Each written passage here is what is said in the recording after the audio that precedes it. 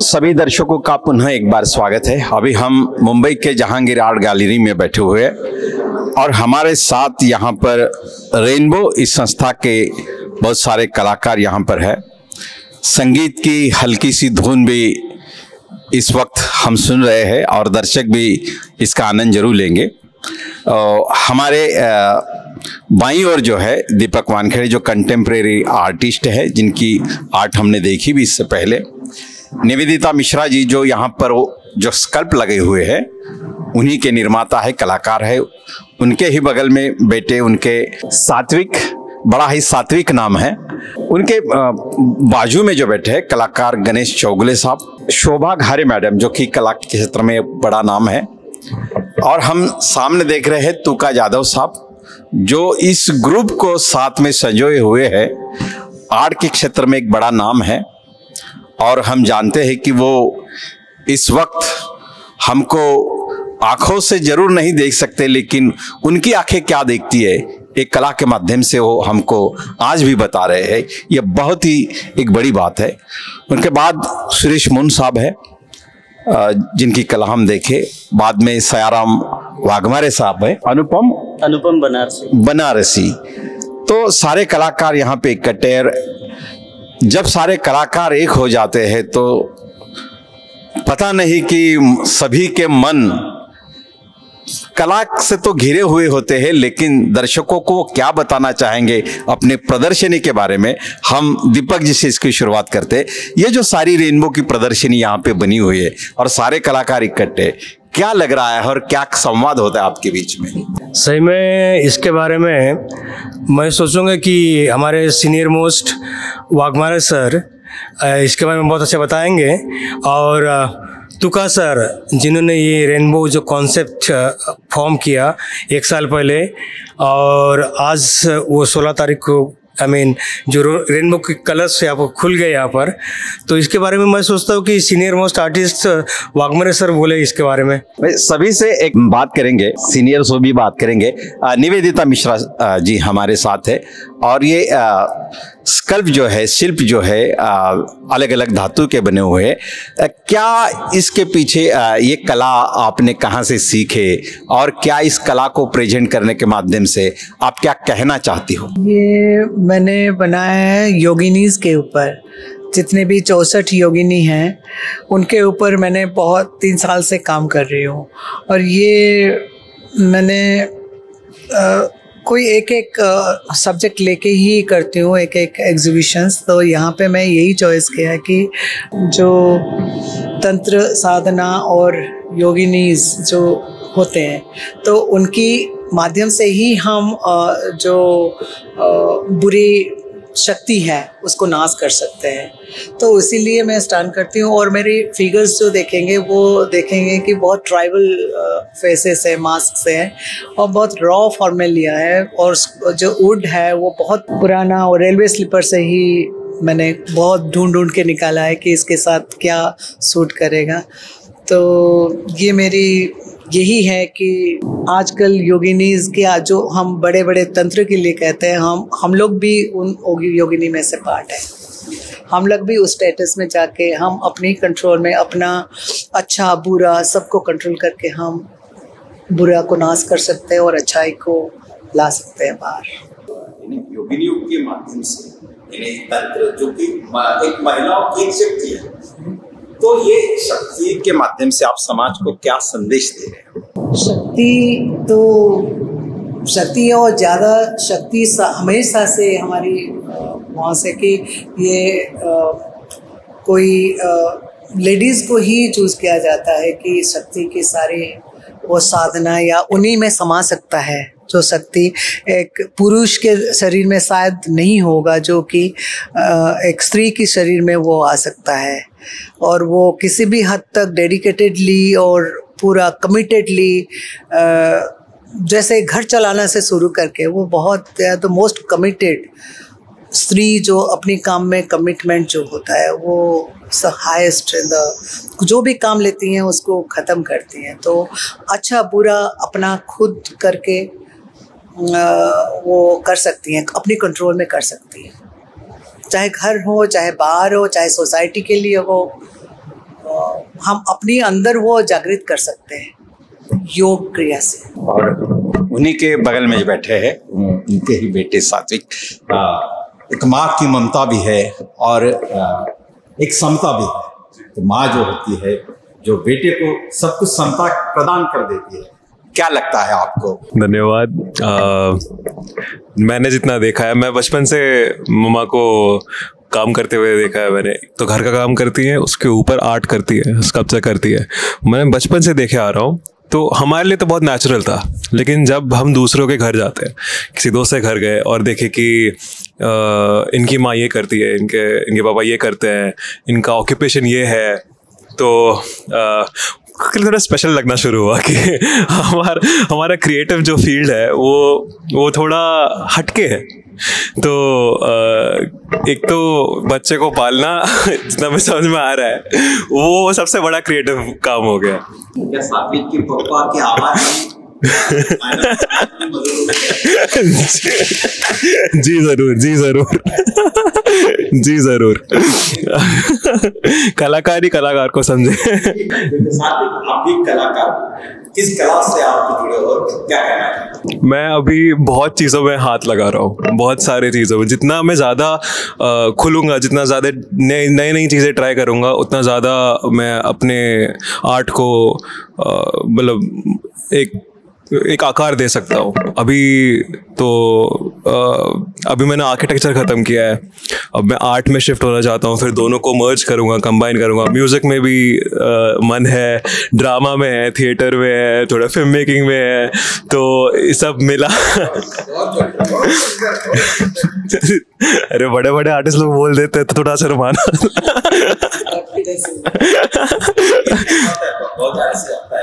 कि बच्चा तो करना चाहता है, माँ बाप अगर उस फील्ड में हो जी, तो अपनी बात बच्चे के ऊपर ढाते हैं कि आपको यही करना है, क्या? बिल्कुल नहीं।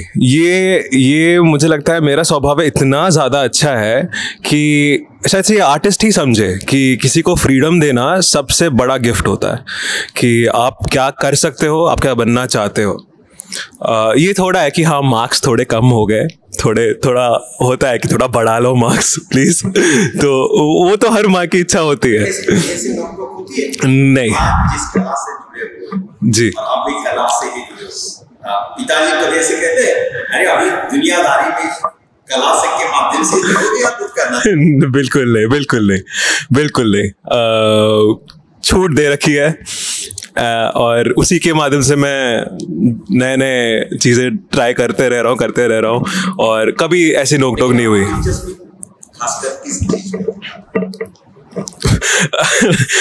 सब चीज़ में है। मैं भी थोड़ा अभी मामा के साथ काम किया, 6 महीना मैंने काम किया पत्थर पे, एंड उस पे दिलचस्पी बहुत आने लग गई है और वो करने का बहुत मन है। अभी वो करूँगा, फिर पता नहीं बाद में क्या हो जाए, बाद में कुछ और करने लगूंगा। तो एंड जो अंतिम जो है वो किसी को नहीं पता। मुझे बिल्कुल नहीं पता, लेकिन मज़ा बहुत आ रहा है करने में।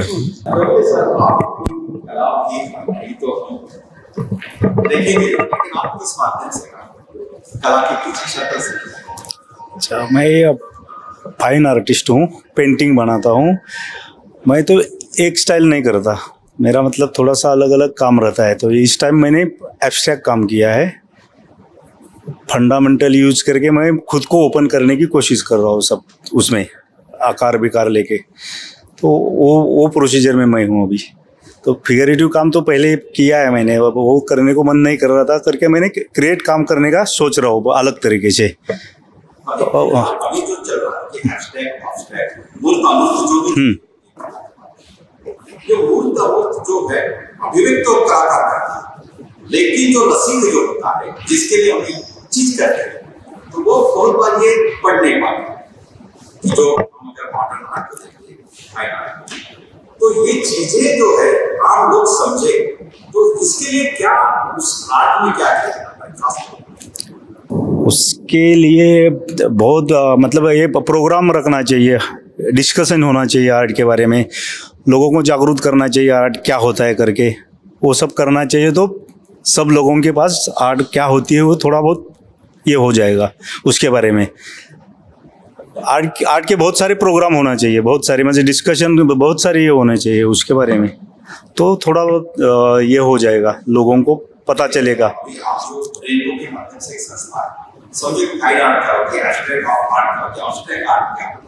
तो ये जो सेंटर बना है, अगर आप एक मैगजीन या कोई लेख के संदर्भ में अगर आप लिखे लोगों को जाए तो थोड़ी आसानी होती है, ज्यादातर लोगों के पास हो जाएगा समझ, तो इस संदर्भ में कुछ ख्याल है। पेंटिंग आदमी देखता है तो खुद के मन में जो आकार है वो उसमें ढूंढने की कोशिश करता है, इसमें ये निकाला है, उसमें वो निकाला है, तो वो होता है। लेकिन आर्टिस्ट का बैकग्राउंड उसको पता होना चाहिए, तो थोड़ा बहुत वो और समझ सकता है आर्ट के बारे में। ये होता है एब्स्ट्रैक्ट आर्ट के बारे में थोड़ा बहुत। एब्स्ट्रैक्ट अगर समझना चाहे हम, इस कंसेप्ट आपसे समझना है तो क्या ये कंसेप्ट क्या होता है, कैसे? मैंने तो एब्स्ट्रैक्ट में ब्यूटी, हम अंदर की ब्यूटी निर्माण करने की कोशिश की है, जो आकार को लेके, फॉर्म को लेके, कलर को लेके और टेक्सचर को लेके, ऐसा किया है मैंने। अंदर हम क्या सोचते हैं, क्या सोचते हैं, क्या भावना है, हमारी अनुभूति क्या है, ये सारी चीजें एब्स्ट्रैक्ट में। हाँ, अनकॉन्शियस माइंड का ज्यादा उसमें ये रहता है प्रेजेंटेशन। मैडम, आप कला के क्षेत्र से हो, चित्रकारिता से हो, कैसे जुड़ी आप इस चित्रकारिता के क्षेत्र में और क्या करती हो आज? चित्रकला के क्षेत्र में बचपन से ही पता नहीं अपने आप ही वो कोई भी कुछ चीज़ें अच्छी लगती हैं, कि कुछ बनाना अच्छा लगता है या शायद चुपचाप बैठना अच्छा लगता है, मतलब बहुत भीड़ नहीं अच्छी लगती थी। तो वो भीड़ नहीं अच्छी लगने की वजह से मैं कभी ये धर्मयोग या किसी चीज़ के चित्रों की कॉपी किया करती थी। और फिर जब 7th 8th में आई, तब 8th में हमारे स्कूल में पेंटिंग सब्जेक्ट था और फिर मैंने पेंटिंग सब्जेक्ट ही ले लिया, तो 8th 9th 10th 11th painting से ही किया। और उससे फिर थोड़ी सी समझ आ गई कि ड्राइंग वगैरह करने की। और फिर मेरा मन, शायद मैं ज़्यादा चुप रहती थी इसलिए काम ज़्यादा करती थी, तो काम ज़्यादा करने की वजह से कंसंट्रेशन बहुत हुआ। और उसके बाद फिर पिताजी ने जे स्कूल ऑफ आर्ट के लिए कोशिश की, तो उन्होंने यहाँ एडमिशन दिलवा दिया। तो यहाँ पर किया, तो यहाँ पर इंटरमीडिएट में करके नहीं आई थी, लेकिन मेरा हाथ अच्छा था, वो देखकर मुझे इन्होंने एडमिशन तो दिया। और उन्होंने कहा कि आपको इंटरमीडिएट का एग्ज़ाम 2 महीने बाद होने वाला है, आपको अपीयर होना पड़ेगा। तो फिर मैंने उसमें अपीयर हुई और उसमें पता चला ऑल इंडिया में A ग्रेड सिर्फ मुझे ही मिला था उसमें। तब मुझे खुद भी बहुत खुशी हुई। उम्र के बीच पढ़ा तो किसी भी महिला के लिए आसान बात नहीं होती है कि चाहे कला हो, पहले जैसा आपने जिक्र किया, आपके फादर ने आपने ये उसके बाद महिला का जो सफर होता है, परिवार का सफर होता है, घर की जिम्मेवारियां होती है, सार्वजनिक बच्चों को पालना वगैरह, ये सारी चीजों पे लोग जो भी होती है और फिर समय भी देना होता है। तो ये सारी चीजें आप कैसे कर पाएंगे? ये असल में बहुत घर के काम करने की हम लोगों को आदत नहीं थी, क्योंकि सब मतलब काम करने वाले लोग हुआ करते थे, इसलिए इतना ज़्यादा नहीं था। तो मैं चाहती थी और पिताजी भी चाहते थे कि मैं पेंटिंग ही करूं। और उसके बाद पेंटिंग करने के लिए था कि मुझे जैसे ही मैं पास आउट होके गई यहाँ से, तो वहाँ भांड स्कूल ऑफ आर्ट में मैंने काम किया। और वहाँ पर मुझे फिर ये एक आर्टिस्ट मिले जो वहाँ सिखाते थे, और उनका हाथ बहुत अच्छा था, काम बहुत अच्छा था। तो पता नहीं, मुझे लगा कि मैं शायद इनके साथ रह सकती हूँ और काम कर सकती हूँ। तो मैंने उनसे पूछा कि मैं मतलब हम लोग साथ रह के काम कर सकते हैं क्या, पर मैं सिर्फ काम ही करूँगी, मतलब पेंटिंग ही करूँगी था मेरा। तो फिर उसके बाद हम लोगों की मतलब शादी हुई और उसके बाद हम लोग दोनों काम करने लगे। और उसके बाद कभी भी मुझे है ना, उन्होंने, हालांकि वो मुझसे बहुत अच्छे आर्टिस्ट थे, उनका हाथ बहुत अच्छा था, मतलब मैं उनकी जितनी अच्छी नहीं थी, वो बॉर्न आर्टिस्ट थे, लेकिन उन्होंने वो समर्पण किया कि उन्होंने मुझे काम करने दिया और खुद ने काम नहीं किया। वो जॉब कर में थे, हालांकि मेरे साथ हेल्प बहुत कराते थे। जैसे मैं प्रिंट मेकिंग ले रही हूँ तो हम दोनों मिलके करते थे काम। तो उन्होंने इतना साथ दिया कि मुझे कभी किसी काम की मतलब कमी महसूस ही नहीं हुई, और मैं बराबर अपना काम करती रही। और ऐसा भी नहीं था कि मैं काम कर रही हूँ तो मतलब आराम से खुद, उस समय क्या इनकी तनख्वाह बहुत कम थी और उसमें हम एक ही जन कोई काम कर सकता था। तो मैं काम करती थी, तो मैं अपने घर से भारत भवन काम करने के लिए जाती थी और वहाँ से 4-4 चक्कर में भारत भवन लगाती थी काम करना, आना जाना। और उस समय मैं 50 पैसे तक बचाने का करती थी कि 50 पैसे जो टेम्पो में जाते हैं वो मैं बचा लूँगी तो ज़्यादा काम कर पाऊँगी, क्योंकि 2-3 चक्कर मुझे लगाना पड़ते थे।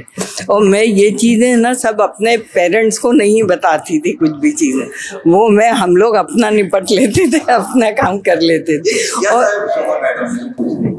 कि आप कला के क्षेत्र में माहिर हैं और आपने तारीफ की आपके जीवन साथी की, लेकिन बहुत बार हम नए जमाने में ऐसे सुनते हैं कि जब दोनों लोग अगर एक ही क्षेत्र में हो तो उनमें ज्यादा ही नोक झोंक। कभी ऐसा हुआ आपको एक ही क्षेत्र में, कला के क्षेत्र में एक दूसरे से थोड़े झगड़ लिए? और नहीं, बिल्कुल नहीं, बिल्कुल नहीं। हालांकि हम पता नहीं हम लोग कैसे एक दूसरे को समझ लेते थे कि यदि मुझे कुछ अच्छा, हाँ पर मैंने कुछ काम किया तो मैं ज़रूर पूछती थी कि कैसा है, कुछ लग रहा था, वो बराबर बताते भी थे। और हम लोग, मैं काम करती थी और मेरा काम, मैं जब मेरा बेटा 20 दिन का था उसको मैं भारत भवन लेकर जाती थी और 2 कुर्सी जोड़ के उसको सुला के और फिर काम करती थी। और भारत भवन के फिर ये डायरेक्टर थे स्वामीनाथन, उनको मेरा काम बहुत अच्छा लगता था क्योंकि मैं सिर्फ काम, मतलब सिर्फ काम करती थी। तब उन्होंने भी मुझे बहुत सपोर्ट किया काम करने के लिए। हम रात को 12 बजे तक भी वो भारत भवन खुला रखते थे, वो खुद भी काम करते थे तो मैं भी काम करती थी। मेरे हस्बैंड उस समय मुझे मदद करने के लिए भी रात को आ जाते, तो हम बच्चों को घर में बंद करके और फिर मैं आके काम करती थी। पर हमें कभी, और इसलिए इतना काम किया कि काम से मतलब उसके अलावा कुछ और किया ही नहीं। इसलिए दोस्त भी बहुत ज़्यादा नहीं है क्योंकि सिर्फ काम ही करती थी और कुछ नहीं किया। हाँ, बस काम के अलावा कुछ सोचता। इसीलिए आज भी मैं अभी कुछ काम करती हूँ इतनी एज के बाद भी, तो मेरे हाथ नहीं कांपते, कुछ नहीं होता। मतलब और बारीक ड्राइंग, मतलब मैं घंटों काम कर सकती हूँ अभी भी। और अभी भी मैं मेडिटेशन वगैरह भी करती हूँ, 2-3 घंटे मेरा वो भी जाता है कि जब मैं अंदर चली जाती हूँ ना तो मुझे खुद पता नहीं चलता कि वो कैसे निकल रहा है, क्योंकि जितनी चीज़ें हम लोग एक्सपीरियंस करते हैं वो कहीं ना कहीं दिमाग में जमा होती रहती है। और जब मीडियम मिलता है तो वो निकलना शुरू हो जाता है, और जब निकलने लग जाती हैं चीज़ें तो वो ऑटोमेटिक हो जाता है। मतलब उसमें हम तो रह ही नहीं जाते, वो सिर्फ एक दैवीय शक्ति काम कराती रहती है का उस तरह से हो जाता है कि। और जैसे अभी आप पूछ रहे थे ना कि एब्स्ट्रैक्ट करते हैं तो लोगों को समझ नहीं आता या कैसे समझे वो, तो आर्टिस्ट की है ना 40-50 साल की मेहनत उसके पीछे रहती है। तो 5 मिनट में आप पेंटिंग के सामने खड़े रह के उसके 50 साल नहीं वो कर सकते। मतलब उसके साथ उसका कितना संघर्ष रहता है हर पूरी लाइफ का, वो आपको पेंटिंग में 5 मिनट में या 10 मिनट में समझाना बहुत मुश्किल है। रेनबो जो ग्रुप है जो बनाए और इतने महान कलाकारों के रेनबो कला के क्षेत्र में जादव साहब मैं यही पूछना चाहता हूँ कि आपके साथ जो भी कलाकार है बिल्कुल वो समर्पित है अपने कला के प्रति और हर क्षेत्र में उनका एक नाम है। तो इतने बड़े कलाकारों को सजोए रखने का काम आपने कैसे किया और ये कल्पना भी आपको कैसे आया था? रेनबो 7 सभी कलाकार अपने अपने जगह पे बहुत महान है। मेरे लिए तो सब महान है। अभी शोभा घारे जी ने बताया, मैंने खुद इनको स्टूडियो में देखा है भारत भवन में। इनके हस्बैंड कलर बनाते थे, इनका क्रिएशन चालू रहता था। वो कलर बराबर बन गए कि नहीं वो शोभा घारे देखती थी, कभी कभी और अच्छा मुंगता है, ऐसा इनका चलता था।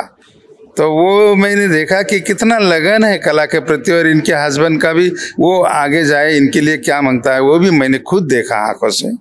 और दूसरा है कि जो बड़े महान स्कल्पचर मेरे दोस्त है इस देश में जाने माने, और हमारे डायरेक्टर जनरल अद्वैत जी गन्नायक, इनकी वाइफ यहाँ शो में है, स्कल्पचर लेके आई है। तो इनको भी मैंने दोनों के साथ काम करते समय देखा है। बहुत बड़ा बड़ा हाथी से ही बड़ा पत्थर पड़ा। गन्नायक जी के असिस्टेंट भी काम कर रहे हैं, गन्नायक भी ऐसा काम कर रहे हैं, और वो लेडी भी उधर, और ये बच्चे भी इसके ऊपर काम कर रहे हैं। ये भी मैंने देखा। वो समय मेरे पास कैमरा नहीं था, नहीं तो मैं थाना में जब काम करते थे तब मैं वो तभी याद आया कि कला के प्रति कितना लगन ये दोनों परिवार का है, ये मैंने आंखों से देखा। रह गया बात मेरे सयाराम जी वाघमारे, ये तो मेरे को बहुत बड़े सीनियर आर्टिस्ट है, और काफ़ी अच्छा इनका दिल जो है बहुत ही छोटे बच्चे के जैसा है। और ये बोले गैलरी तो लेना है। मैं बोला मेरा गांव में स्टूडियो चल रहा है, काम भी है, मेरे को इधर उधर होना होता है, तो मेरे से काम नहीं होगा। ये सब बड़े बड़े लोग, मैं नाम देता हूँ सबका, वो आएंगे, लेकिन बोले तुम होगा तो मैं करेगा। अरे फिर मेरे पर आ गए ये, तो गैलरी कैंसिल कर रहे थे वाघमारे सर, तो मैं बोला नहीं करो, गैलरी मिल गई ना, करेंगे। तो रेनबो 7 ये तो समर है, इसमें कहाँ से रेनबो आएगा, ये आप लोग जनता पूछेगी मेरे को।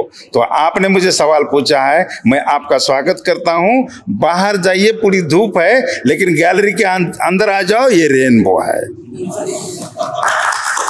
तो हाँ, ये रेनबो मैंने टाइटल दिया और 7 नंबर दिया। आजकल कंप्यूटर के जग में कोई अक्षरों का जितना है अंकों पर भी वैल्यू है, तो 7 रख दिया है।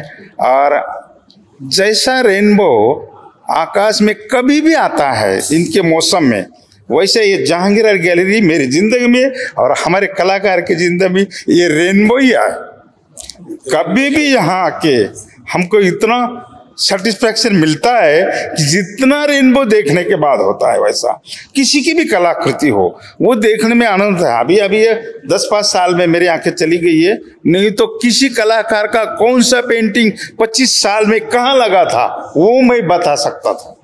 आज भी मेरे 40 साल का काम मैं करता हूँ, तो बापू झांझे हो, कोई रघु नेवरे हो, वो शिवाजी काले हो, और या कोई बड़े बड़े मेरे दोस्त हो, इनको बोले उन्होंने पूछना चाहिए कि मेरा वो पेंटिंग कहाँ लगा था, मैं वो जगह पे जाके खड़ा रहूँगा। कि इतना मैंने कलाकार और कलाकृति इनका मैंने ऑब्जर्वेशन किया, आत्मसात किया, और मुझे मेरे कला से दोस्तों की कला पर बहुत प्यार रहता है। इसलिए दोस्तों के साथ मैं कौन हूँ, मैं कहाँ हूँ, ये देखने के लिए मैं ग्रुप शो हमेशा बीच में करता रहता हूँ। मेरे तो बड़े बड़े शो हो गए हैं, मुझे पूरा सेटिस्फैक्शन मिला है कला के बारे में। लेकिन आप जो सवाल पूछते हो बार बार ये एब्स्ट्रैक्ट क्या है, एब्स्ट्रैक्ट क्या है, कि आप जो डीजे लगाते हैं ना रोड पे, वो नाचने वाले को पूछिए डीजे क्या है, किसी को कुछ पता नहीं होता, लेकिन इसके आंख हिलते रहते, उसके साथ ताल नाचते। इसी प्रकार रंगों के साथ अपनी दृष्टि का खिलवाड़, इनके साथ आनंद ले लो, अंदर जाओ इसके साथ। जब अपन रास्ते से गुजरते हैं, गाड़ी में हो या किसी चलते होते हो, और बाजू में पकौड़े अगर बनाते हो कि कोई महिला हो या होटल हो, तो आपको क्या टेस्ट आपके जीभ पर आती है कि नहीं, क्या लौनक लगती होगी, क्या कैसी खुशबू से, शादी खुशबू से आप इतने होते हो, तो ये भी खुशबू है कलर की। इसी से आपको वो खुशबू आनी चाहिए कि क्या कलर है, क्या रंग लगाए, कलाकार कैसे करते हैं, ये बात की बात है। होटल में जाते हो तो वेटर के पास खाली मेनू लेके बात करते हो, खाना वो मंगवाते, लेकिन जिसने खाना बनाया है तो किचन घर में इसको कोई नहीं पूछता ये कैसे बनाया। मगर इधर जब पेंटिंग में आते हैं, ये कैसे बनाया, क्या बनाया, अरे देख लो, ये देखने की चीज है, और अपना दिल कितना इसमें अंदर जाता है वो देखो। और देखते देखते देखते आपको ये समझ में आएगा, ये एक आनंद का एक भरा एक दुख भी लिखा अंदर होगा, लेकिन इसमें आनंद भरा है कि दुख को भी परख करना चाहिए। दुख भी जीवन में अपन जीते रहते हैं, देखते रहते हैं, लेकिन वो नहीं हुई। इधर कलाकृति का दुख है। कलाकृति में इसने किसी प्रकार के कलर के साथ माध्यम में कितना इन्वॉल्व हुआ है वो देखो। पहले अभी हमारे प्रिय दोस्त ने, गणेश जी ने बताया, मैं फिगरेटिव बनाता, फिगर पहले अभी एब्स्ट्रैक्ट बनाया है। तो एब्स्ट्रैक्ट का मतलब जो मराठी अपन अमूर्त बोलते हैं, मूर्त में ही अमूर्त होता है और अमूर्त में भी मूर्त होता है। जैसे कि मूर्त रूप में फूल है, इसके अलग कोने से अलग इसके एक पेडल निकालो, ये गुलाब की फूल की है, बोलेंगे अरे इसका महक ले, ये गुलाब के फूल का महक है। ये जैसे आपकी अंदर की भाषा जो है, जिस परखने की नेचर को, वही नेचर की भाषा अपने कला जगत में भी है कि ये अन्य ढंग से देखो। अपना अगर बादल देखे तो मंडराते हुए देखते रहते हैं, लेकिन बिजली अगर लड़खड़ाई खड़खड़ाई तो बादल नहीं दिखते, बिजली ही दिखती है। यही एब्स्ट्रैक्ट है, ये इसको कोई पकड़ नहीं सकता, कुछ नहीं रख नहीं सकता, ये भी इनका अंग है। और इसी प्रकार से जीवन का आनंद अनुभव कलाकार अपना सुख दुख भले वो हो, तो इसके अंदर जाने के लिए आपके जैसे लोगों ने अगर कलाकार की हर बारे में किसी मुलाकात हो, कहीं कुछ हो, और बार बार वो टीवी पर या मीडिया पे आ जाए, तो लोगों को समझेगा अरे इसी प्रकार की कला होती है, ऐसे तो हम भी बनाएंगे। पकौड़े तो कोई बनाती है, औरत कोई भी बनाती है, लेकिन जब पकौड़ा बन जाता है तब महक होती है। तो वो जिसका टेस्ट जो हर एक को आता है, ऐसा गैलरी में समाज को आने को कहो, ये गैलरी में टिकट नहीं है। इतना मेहरबानी है जिसने बनाए है उसने, कि ये आम जनता, ये बंबई जैसे लोगों में कितने कॉमन लोग आते हैं, कोई नहीं आता। कोई साहित्यिक आता है क्या यहाँ? कोई साहित्यिक नहीं आता। लेकिन साहित्य का एक दिन का प्रोग्राम हो, खचाखच हाल भराता है, जाते हैं क्या कविता सुनते हैं क्या। लेकिन हमारा 8 दिन तक है, एक भी कवि नहीं आता। क्या इसको हमारी कला देखने की जरूरत नहीं लगती? और मुख पृष्ठ बनाने, ये तो मैं फालतू समझता हूँ।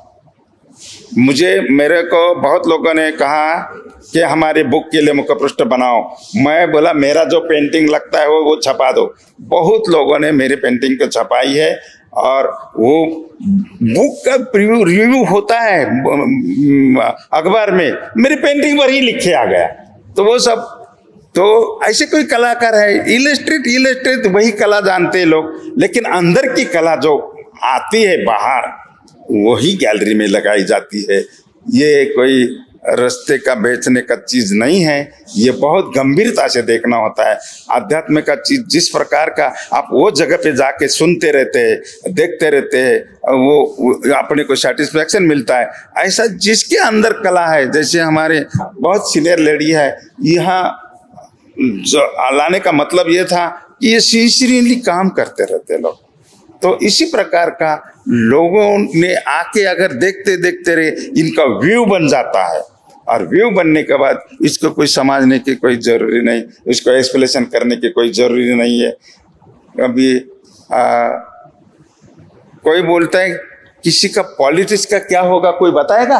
कोई रिपोर्टर बताएगा आगे क्या होने वाला है? हर एक के मन थोड़े जानने वाले, और कलाकार हर एक का मन थोड़ा जानेगा कि इसको ऐसा लगेगा वैसा मैं बनाऊं। कलाकार कैसा है वो उसने ढूंढना चाहिए कि ये कलाकार का क्या है, इसके ऊपर नोट्स लिखना चाहिए। लेखक ने, हम तो रंगों के जानने वाले लोग हैं, अक्षरों को तो नहीं जानते। जो मदर टंग जो है इसमें हम बोल सकते हैं, और जो भाषा जानने वाले हैं उसी ने अगर कलाकार को प्रेजेंट किया। मेरा वो दोस्त लिखा है वो उधर, वो नाग साहब, वो अगर जिंदा होते तो आप सबके बारे में की कला, उन्होंने मेरे पास 4 पन्ने की बुक है, 4 ही पन्ना, और जॉनसन का बड़ा बड़ा बुक है। ये 4 पन्ने से बड़े बुक तक उन्हें पूरे इंडिया का आर्ट, वेस्टर्न आर्ट सभी की स्टडी किया, तब वो लिखने लगा। और मेरा प्रिय दोस्त बापू झांझे, इसका कैटलॉग लिखने के लिए मैं पुणे लेके गया, उसी से उन्होंने उनको शुरुआत किया। बोले आप कला इतनी जानते हो, विदेश देखिए है अमेरिका में, तो ऐसे कलाकार अभी मौजूद नहीं है।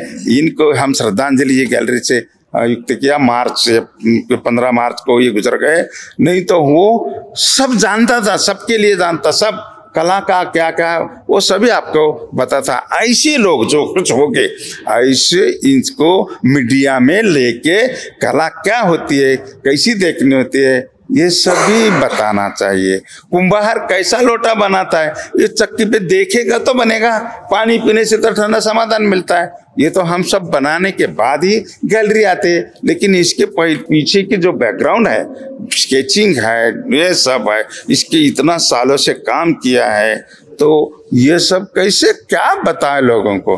आपको क्या लगता है वो बोलो। सुनील गावस्कर का एक ही स्ट्रोक छक्का मार दिया कि एक छक्के के लिए, वो एक छक्का मारने के लिए प्लेटफॉर्म पर है क्या, पिच पर है क्या, वो कैसा इनको समझता है लोगों को। जो क्लीन बोर्ड हो गया तो कैसा, मतलब कला जो है इसमें इन्वॉल्व होना चाहिए, वो देखना चाहिए। गैलरी फ्री है और स्टेडियम को 15-15 हजार रुपए का टिकट फाड़ के निकल अंदर जाते, यहाँ तो फ्री में भी कोई नहीं आता। ये तो सबके लिए ऐसी दुनिया की सबसे बड़ी प्लेस पर, अच्छी कॉस्ट प्लेस पर ये गैलरी है। और ऐसी गैलरी में रेनबो 7 प्रेजेंट हुआ है। आपके जैसे लोगों ने हमको ये पूछा है और जवाब दे दिए हैं, जैसा जैसा जिसको जिसको समझ में आया उसी प्रकार से अपने अपने को एक्सप्रेस हो गए हैं। और फिर आपको क्या लगता है वो आप अपनी बाजू रख दे।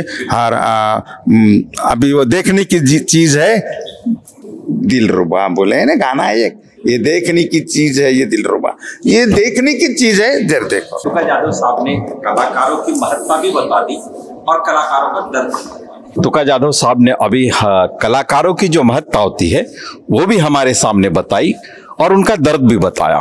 और ये भी कि जो आम लोग होते हैं या लोग होते हैं समाज में, वो भी थोड़े दाम्भिक होते हैं, जो हजारों का टिकट लेकर कहीं चले जाते हैं और जहां पर मुफ्त है, कलाकारों की जो साधना मुफ्त में उनको देखने को मिलते हैं, वहां आम लोग आना नहीं चाहते। ये भी एक दाम्भिकता, इस दंभ पर भी उन्होंने प्रहार किया। निश्चित तौर पे तुका यादव साहब, आपकी इस बात को हम दर्शकों तक पहुंचाएंगे। और हमारे साथ यहाँ पर और 3 कलाकार बैठे हैं।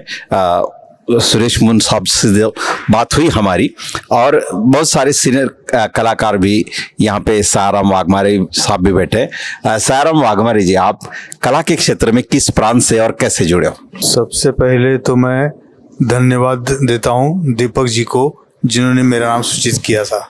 ये एब्स्ट्रैक्ट आर्ट और रियलिस्टिक आर्ट, इसमें जो फर्क है, the answer is lying on the surface.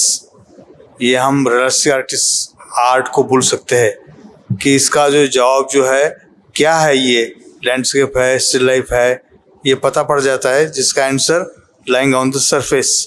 और एब्स्ट्रैक्ट का आंसर जो होता है वो बहुत डीपर होता है। डीपर माने इतना डीपर होता है कि वो सोचना पड़ता है उसके ऊपर कि क्या बनाया इस आर्टिस्ट ने। अलग अलग चीज में अलग अलग आंसर होता है, ये इन लोगों ने बता दिया है। मैं तो लैंडस्केप आर्टिस्ट हूँ और लैंडस्केप ही शुरू से बना रहा हूँ मैं। और लैंडस्केप का आंसर जो होता है वो लाइंग ऑन द सरफेस, वो बहुत ही ओपन होता है। किसी के साल से इस कला में था? कम से कम 40 साल से ज़्यादा हो गया है। आपकी कलाकृति ऐसी कौन सी कलाकृति है कि जिससे आपको सबसे ज्यादा सेटिस्फेक्शन मिला? मेरा जो कलाकृति है वो तो यहाँ पर नहीं है, लेकिन मुझे ज़्यादातर करके क्लाउड्स ज़्यादा बनाने में अच्छा लगता है। और 70% मैं स्काई बनाता हूँ और 30% जमीन रहती है। क्या बात है, क्या बात है, बहुत बढ़िया। तो 70% का मतलब है क्लाउड्स में वेरिएशन रहता है और उसमें चेंजेस ज़्यादा होते हैं, इसलिए क्लाउड्स को मैंने लिया है। और जमीन स्टेडी रहती है, जमीन को अभी क्लाउड्स और जमीन का जो कल का जो संबंध देखा हमने दुबई में, क्लाउड्स पे हवा मार दी गई और जमीन पे बारिश गिरा दी, तो इसको आप कैसा देखोगे? नहीं, क्लाउड्स जो होता है वो ब्यूटी का फॉर्म है और जमीन जो है वो ब्यूटी का फॉर्म नहीं है, ऐसा तो मैं नहीं कहूँगा। वो भी ब्यूटी का फॉर्म है, लेकिन अलग तरीके से अलग लोगों का देखने का ढंग अलग अलग होता है, उनके लिए वो ठीक है। लेकिन आपको सौंदर्य कहाँ, जमीन पे ज्यादा नजर आता है या क्लाउड्स? मुझे क्लाउड्स में ज्यादा सौंदर्य नजर में आता है। क्यों मालूम है? क्योंकि उसमें चेंजेस है, क्रिएशन है, क्रिएटिविटी है। और जमीन की अभिव्यक्ति तो बहुत ज्यादा होती है, कहीं हरियाली होती है, कहीं पहाड़ होते हैं, कहीं झरने होते हैं, कहीं नदियां होती है, कहीं सूखा होता है। वो तो है, लेकिन ग्लैमर जो है, ग्लैमर जमीन में होता है, उसमें स्काई में ग्लैमर नहीं होता है। स्काई में स्काई इज ओनली स्काई। तो जमीन का तो बदलता रहता है, जमीन का बदलता नहीं रहता है, वो स्टेडी होता है, वो जो है वो स्टेडी रहता है। इसीलिए वो स्काई जो है, स्काई ज्यादा पसंद करता हूँ मैं। हम अनुपम जी के तरफ जाए उससे पहले उस माननीय सुरेश मुंज कुछ कहना चाहते हैं कला के संदर्भ। मैं क्या कहूँ, जो विषय चल रहा है एब्स्ट्रैक्ट को लेकर के, मैं कुछ बात रखना चाहूँगा। बादलों का रेफरेंस निकला, मुझे ऐसा लगता है कि बादलों को अगर आप देखें तो उसमें आपने अपने जन्म से लेके उस वर्तमान क्षण तक जितना जमीनी स्तर पर चीजों को देखा है, आकारों को देखा है, उन्हीं को आप ढूंढने की कोशिश करते बादलों में। बादलों में आप शायद ढूंढ पाएंगे कि पंछी उड़ रहा है, शेर का चेहरा दिख रहा है, हाथी दिख रहा है, पेड़ दिख रहा है। तो ये सारे के सारे जो इंप्रेशन आपके दिमाग में है वो देखे हुए आकारों के हैं। इनको आप को रिलेट करना चाहते हैं बादलों में, लेकिन बादलों में इसके अलावा भी आकार होते हैं जिनके अर्थ आपको नहीं मिल पाते, आप उन अर्थों को खोज नहीं पा सकते। वो सारे के सारे आकार जो है वो अमूर्त कहलाते हैं। मूर्त तो है लेकिन वो आपके दिमाग से परे हैं, आप उनको डिफाइन नहीं कर सकते हैं, इसलिए वो अमूर्त है। कलाकार कई बार उन अमूर्त आकारों को पेंट करता है। और रही बात, कलाकार जब किसी अमूर्त को पेंट करता है तो समस्या उभरती है कि एक आम आदमी उसको समझे कैसे। समझने का बहुत आसान तरीका है, कला जब जन्म लेती है, कोई स्कल्पचर बन रहा है, पेंटिंग बन रही है, उसकी मेकिंग के प्रोसेस में अगर एक आम आदमी जिसको इसकी कोई समझ नहीं है, अगर वो चंद मिनटों के लेकर खड़ा रह ले, पूरे प्रोसेस का साक्षीदार बन जाए, आप पाएंगे कि वो आम आदमी पेंटिंग पूरी बनने के बाद एक भी सवाल नहीं उठाएगा। क्यों? क्योंकि he was become a part and parcel of process.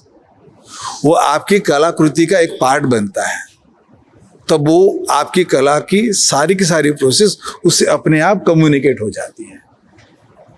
कलाकार को वो सवाल पूछेगा ही नहीं कि क्या बनाया। आम आदमी कलाकार को सवाल तभी पूछता है जब कला का जन्म होता है उसमें और आम आदमी में एक डिस्टेंस होगा। जनरली कलाकार करता क्या है, अकेले रह करके कलाकृति की निर्मित करता है।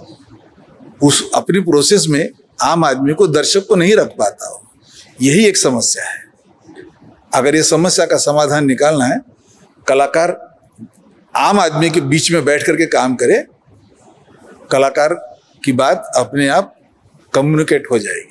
अभी हमारे साथी है अनुपम बनारसी जी। बनारसी तो पूरे देश में छाए हुए, आप इस रेनबो में कैसे छाए हुए? मैं एक्चुअली यह मेरे सभी गुरुवर्य यहाँ पे बैठे हुए और मैं सभी को प्रणाम करना चाहता हूँ, और यह मेरा सौभाग्य है कि मैं इनका साथ में यहाँ पे आज हूँ। आप कौन सी कला से जुड़े? मैं एब्स्ट्रैक्ट आर्ट करता हूँ जी। कितने साल से? मैं 20 साल से काम कर रहा हूँ जी। तो क्या इस कला के माध्यम से आपका जो फीडबैक रहा है समाज से, या जो भी आपको सेटिस्फेक्शन कर गया हो, ऐसी क्या चीज रही?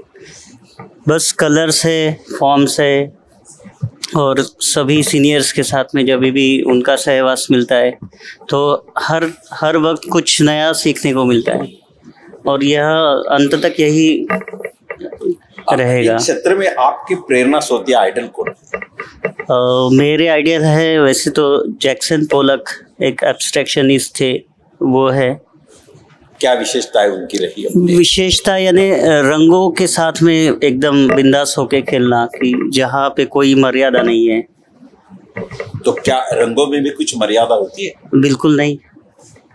तो फिर रंगों के साथ उन्होंने खेलना, हाँ, यानी वो रंगों में मिल जाना, यानी मेरे हिसाब से जैसे कि रंगों के अंदर मिल जाना, घुल जाना। वो सीखने के बाद हाँ। में रंग का अपना ग्रामर है।